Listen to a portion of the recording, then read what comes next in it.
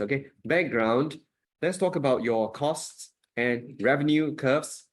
Okay, curves in terms of basics. Okay, so basics, huh?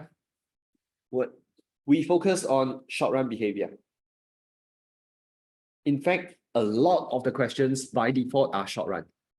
If they tell you that something has happened, wages have gone up, you are going to look at the instantaneous effect, which is in the short run, unless the question specifies long run. Otherwise, the bulk of your work is based on what happens now in the short run. Okay, so you focus on the short run. When I talk about short run, you know it's your production period where there is at least one fixed factor. And this is usually the size of your premises. Sometimes we'll just say the size of the plant. The plant here refers to your factory, not your bosom plant, okay? Your factory. Why? Because you signed a rental contract. 3 years, 5 years, you're stuck. But I cannot say the short run is always 3 years or 1 year. If my contract expires tomorrow, my short run is 1 day. If my contract expires in 1 year's time, my short run is 1 year. So there's no fixed period for a short run. We just know it's the period where you have at least one fixed factor, full stop. Okay? All right. So at least one fixed factor usually is the size of your premises. Okay. Then if you look at the concept of marginal cost, okay, marginal cost is the addition to total cost. When one more unit is produced, you audit market structure, market failure, all right, or even the rational behavior part. The concept of marginal shouldn't be new to you. Okay, so what happens in the short run?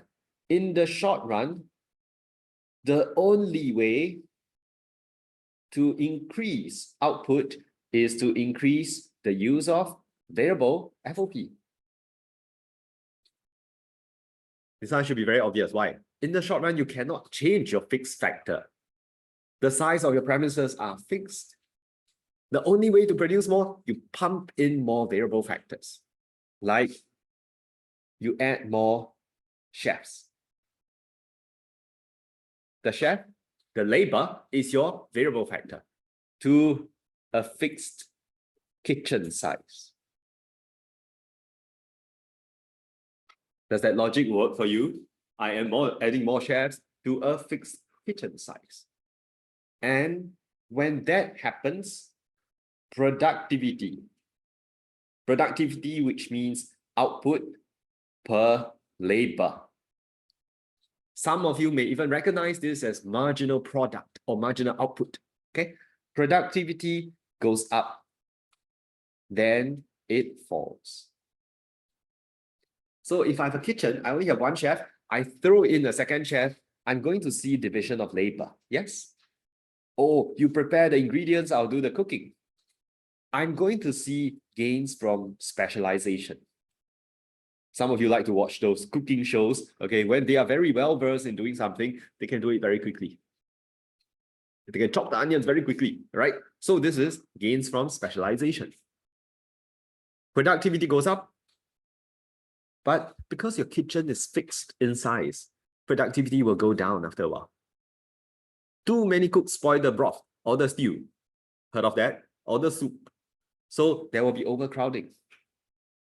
You get into one another's way, you knock over other people's dishes, productivity falls.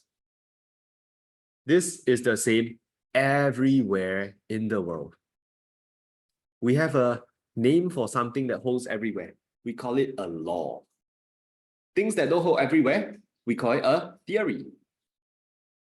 Theories are only true if assumptions hold. Theory of multiplier, you have to assume spare capacity. Theory of comparative advantage, you have to assume a lot of things, right? No barriers to trade, no transport costs. But this is a law. What is the name of this law? Anyone knows? Law of what? Huh? Diminishing what? Yes, diminishing marginal returns. Very good. Diminishing marginal returns. Okay. Then after this, some people like to apply and say, oh yeah, true. If I sleep too much, I also feel very tired. More and more tired, diminishing marginal returns set in.